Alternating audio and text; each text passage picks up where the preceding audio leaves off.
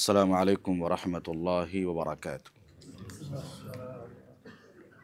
الحمد للہ رب العالمین والعاقبۃ للمتقین والصلاة والسلام علی اشرف الانبیاء والمرسلین نبینا محمد وعلی آلہ وصحبہ اجمعین ومن تبعہم بإحسان الی یوم الدین، اما بعد۔ قال اللہ عز وجل: اعوذ باللہ السمیع العلیم من الشیطان الرجیم، إنك لعلى خلق عظیم، وقال تعالی: فقد لبثت فیکم عمرا من قبلی۔ اللہ رب العالمین کا بے انتہا فضل و کرم اور اس کا احسان ہے کہ الحمدللہ فجر کی نماز ہم نے با جماعت ادا کرنے کی کوشش کی۔ رب العالمین سے دعا گو ہوں کہ رب العالمین ہماری عبادتوں کو قبول فرمائے اور ہماری عبادتوں میں اخلاص عطا فرمائے۔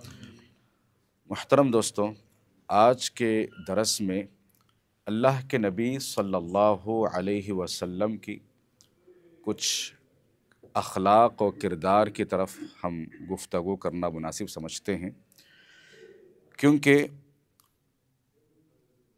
اللہ کے نبی صلی اللہ علیہ وسلم کے اخلاق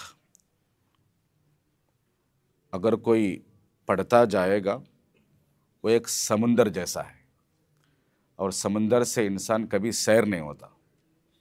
یہ اللہ کے نبی صلی اللہ علیہ وسلم کے اخلاق ایسے ہیں، کیونکہ عقائد ہم سیکھ لیے ہیں، معاملات ہم سیکھ لیے ہیں، عبادات ہم سیکھ لیے ہیں، ضروری ہے کہ ہم اخلاق بھی سیکھنا ضروری ہے۔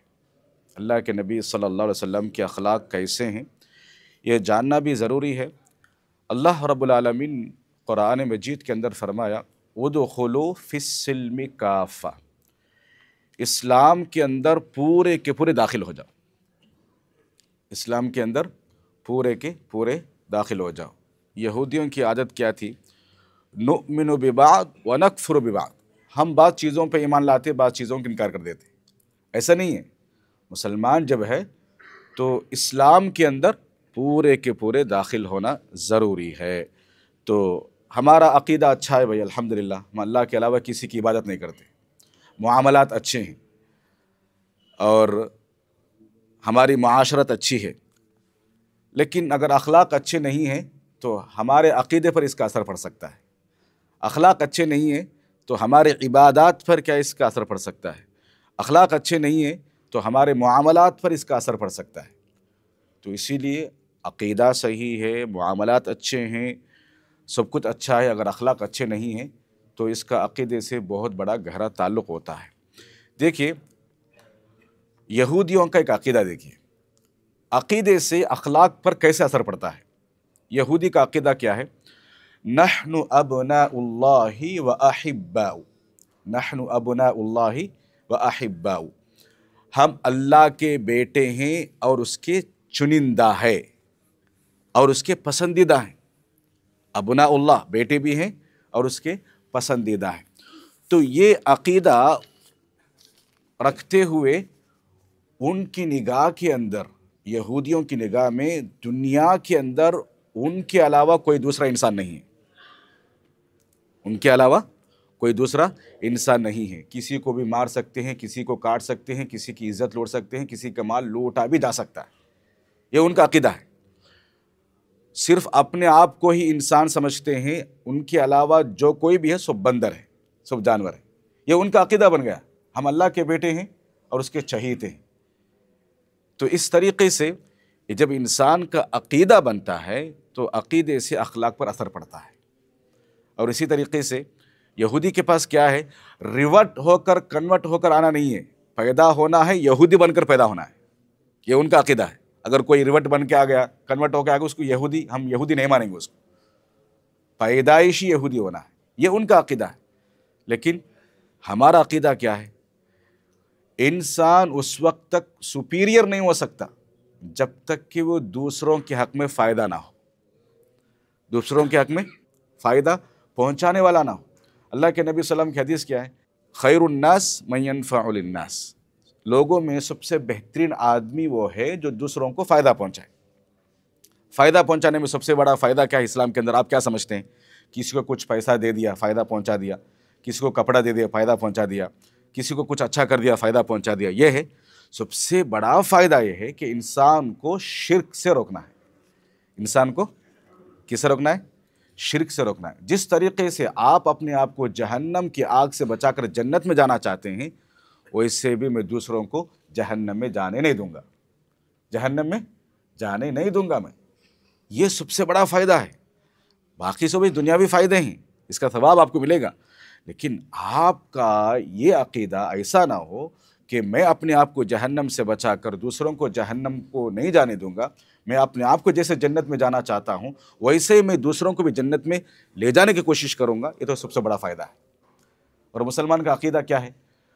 آج کوئی غیر مسلم کلمہ نہیں پڑھا ہے، کل اس کو توفیق ملی، کلمہ پڑھ لیا، ہم سے زیادہ تقوی والا انسان بن جائے گا، ہم سے زیادہ تقوی، متقی، پرہیزگار انسان بن کر زندگی گزارے گا۔ یہ ہمارا عقیدہ ہے۔ تو انسان کا عقیدے سے اخلاق پر بہت گہرا اثر پڑتا ہے، اور اسی طریقے سے انسان کو یہ اخلاق سیکھنا ضروری ہے۔ اور اللہ کے نبی صلی اللہ علیہ وسلم کے بارے میں ہم ہر دن دیکھتے ہیں کہ اخبارات میں، میڈیا میں اللہ کے نبی صلی اللہ علیہ وسلم کی زندگی کے بارے میں، سیرت کے بارے میں لوگ کیا ہے طرح طرح کے باتیں بناتے ہیں۔ کئی کارٹونز اللہ کے نبی صلی اللہ علیہ وسلم کے بارے میں بتائے گئے، اور اللہ کے نبی صلی اللہ علیہ وسلم کے خلاف کئی میگزین نکالے گئے، اور 30 سے زیادہ موویز اللہ کے نبی صلی اللہ علیہ وسلم کے اوپر کیا نکالے گئے ہیں۔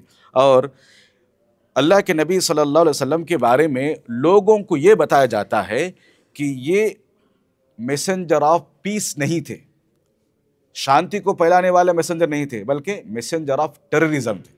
یہ لوگوں کو باور کراتے ہیں، لوگوں کو، دنیا کو ایک خطرے کی حیثیت سے پیش کرتے ہیں کہ محمد ایسا ہے تو محمد کے ماننے والے کیسے رہیں گے؟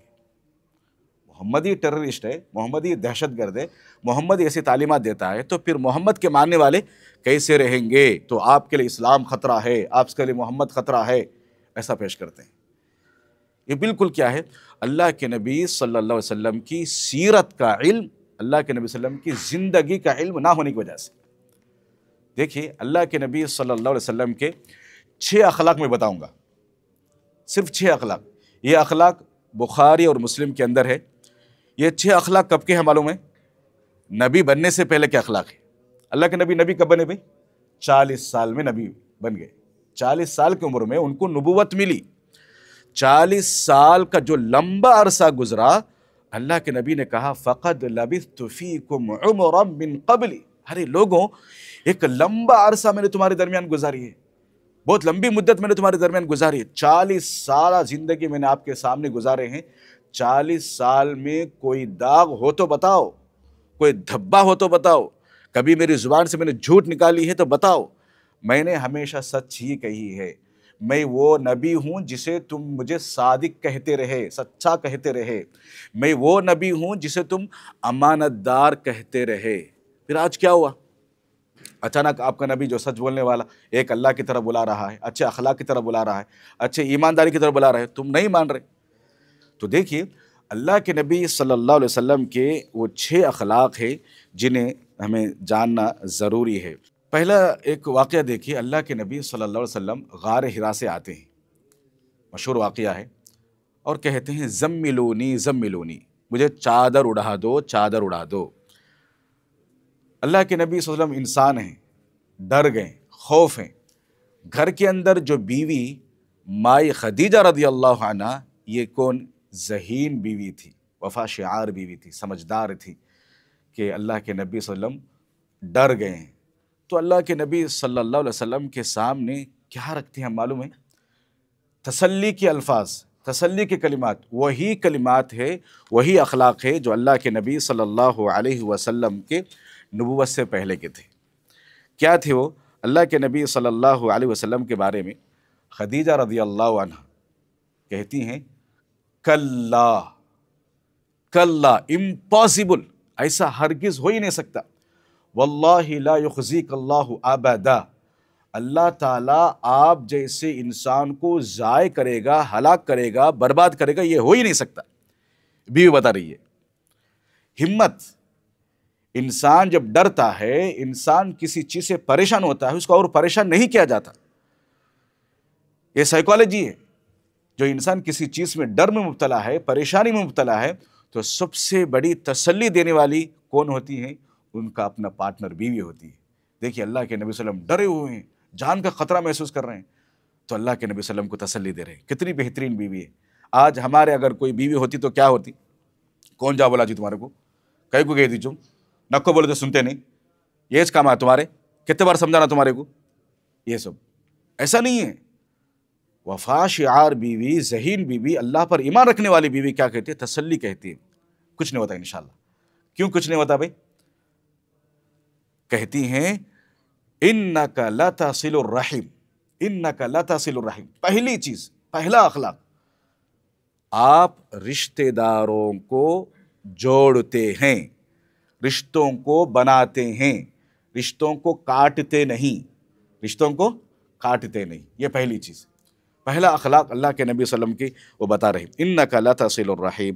اور فرمایا کہ وتحمل الکل، آپ دوسروں کا بوجھ بھی اٹھاتے ہیں۔ ہمارے اپنے اندر ہیں کتنے لوگ ہیں کہ دوسروں کا بوجھ اٹھانے گوارا کرتے ہیں۔ پہلی چیز ہمارے ایگو آ گیا تھی، بھائی میرا کام کیا ہے، میں کیا ہے، میں دوسروں کو بوجھ اٹھانا کیا ہے۔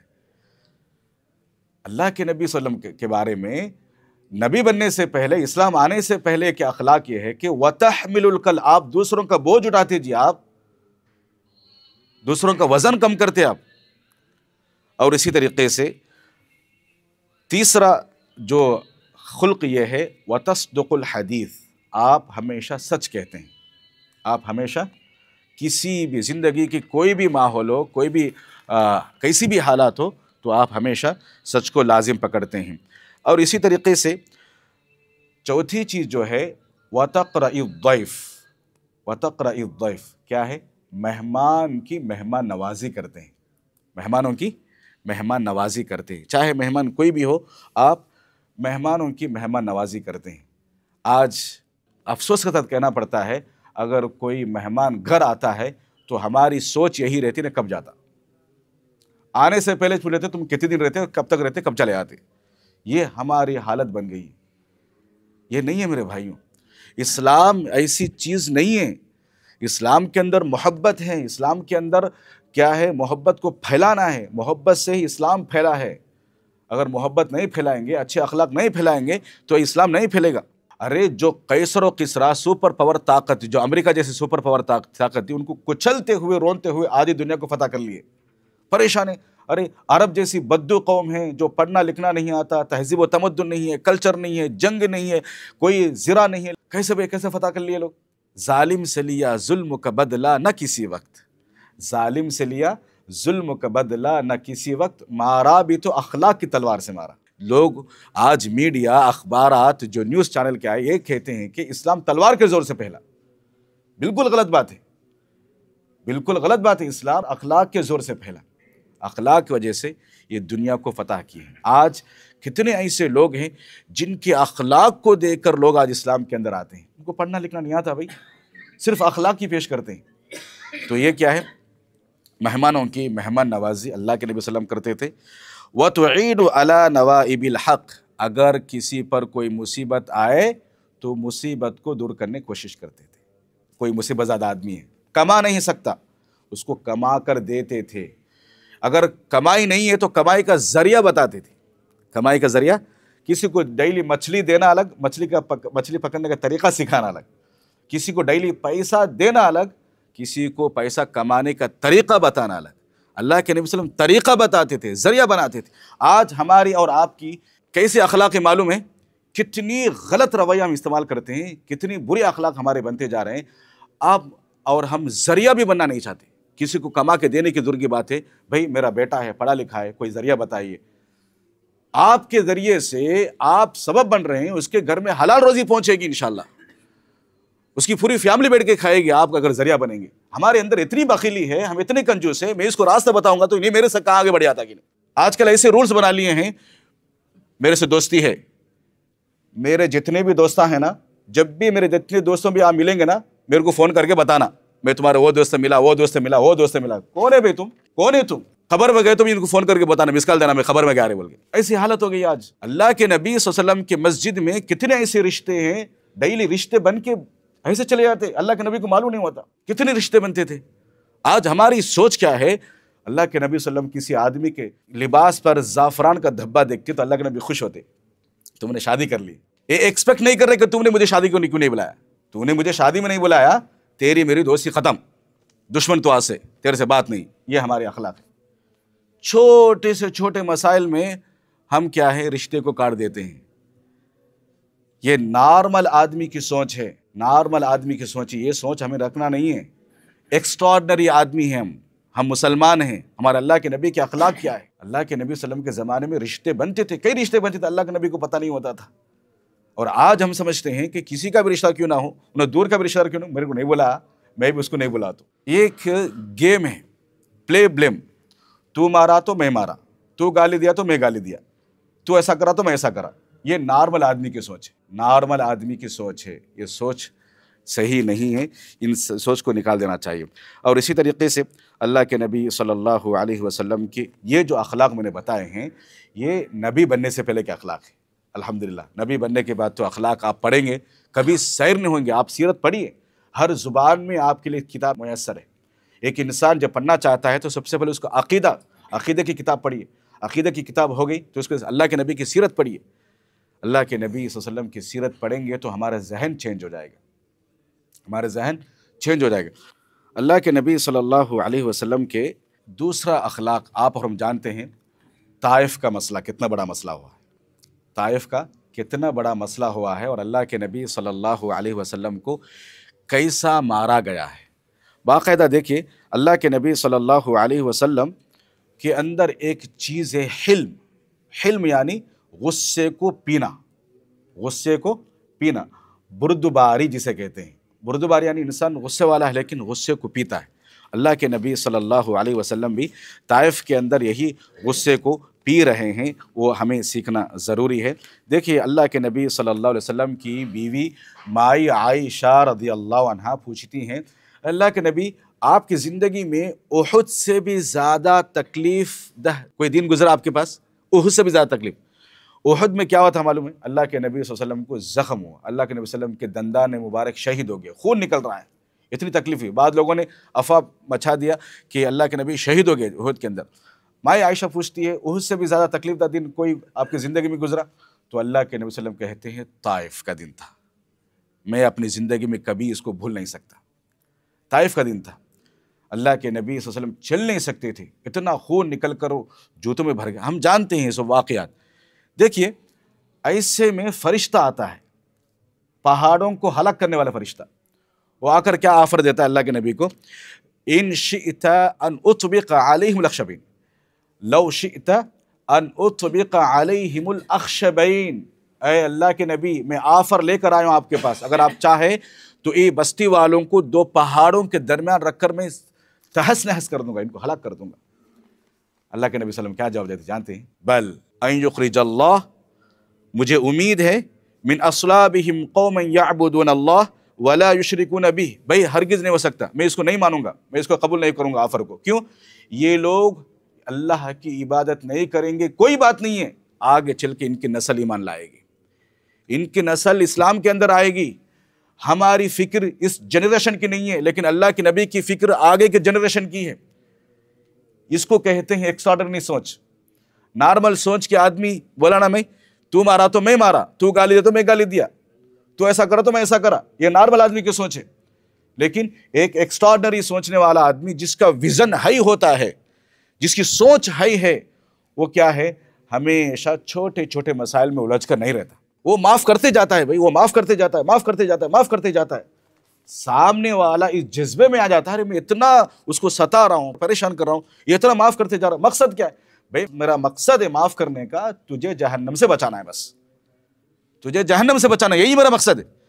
اگر کسی انسان کی سوچ یہ ہے کہ میں تمہیں جہنم سے بچانا چاہتا ہوں، وہ چھوٹے چھوٹے مسائل میں الجھ کر نہیں رہتا، تو سمجھے وہ نارمل سوچ آدمی ہے، کم ظرف آدمی ہے، اونچا ظرف والا آدمی نہیں ہے۔ دیکھیے اسی لیے شاعر مشرق علامہ اقبال رحمہ اللہ کہتے ہیں، ستاروں سے آگے جہاں اور بھی ہے، ستاروں سے آگے جہاں اور بھی ہے، ابھی دین کے امتحان اور بھی ہے، ابھی دین کے امتحان اور بھی ہیں، इसी रोज़ शब में उलझ कर न रह जा, इसी रोज़ शब में उलझ कर न रह जा, तेरे ज़मानो मकान और भी है, तेरे ज़मानो मकान और भी है। तू शाही है काम परवाज़ तेरा, तू शाही है काम परवाज़ तेरा, तेरे सामने आसमां और भी है। तेरा काम क्या है? उड़ना है, तैरना है, आगे बढ़ना है, बस इन्हीं चीज़ों में उलझ कर रहना नहीं है।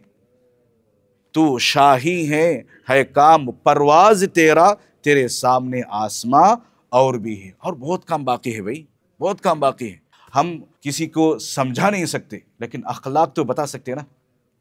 इन्हीं अखलाक के ज़रिए से आगे बढ़ने की कोशिश कीजिए। ये चंद बातें थी, इंशाअल्लाह और मज़ीद बातें अल्लाह के नबी सल्लल्लाहु अलैहि वसल्लम के क्या वाक़यात, सुनहरे वाक़यात इंशाअल्लाह आइंदे के दर्स में बताई जाएंगी। अल्लाह रब्बुल आलमीन से दुआ है कि रब्बुल आलमीन मुझे और आपको कही सुनी बातों पर अमल पैरा होने की तौफ़ीक़ अता फ़रमाए, और अल्लाह के नबी सल्लल्लाहु अलैहि वसल्लम के जो अखलाक मैंने बताए हैं, ये अखलाक मुझे और आपको अपनाने की तौफ़ीक़ अता फ़रमाए, और अल्लाह के नबी सल्लल्लाहु अलैहि वसल्लम जैसे हाई विज़न लेकर, एक ऊँची सोच लेकर ज़िंदगी गुजारते थे, वैसे मुझे और आपको उस सोच के साथ ज़िंदगी गुजारने की तौफ़ीक़ अता फ़रमाए। अच्छे अखलाक का मुज़ाहरा मुझे और आपको करने की तौफ़ीक़ अता फ़रमाए। आमीन। अस्सलामु अलैकुम व रहमतुल्लाहि व बरकातहू।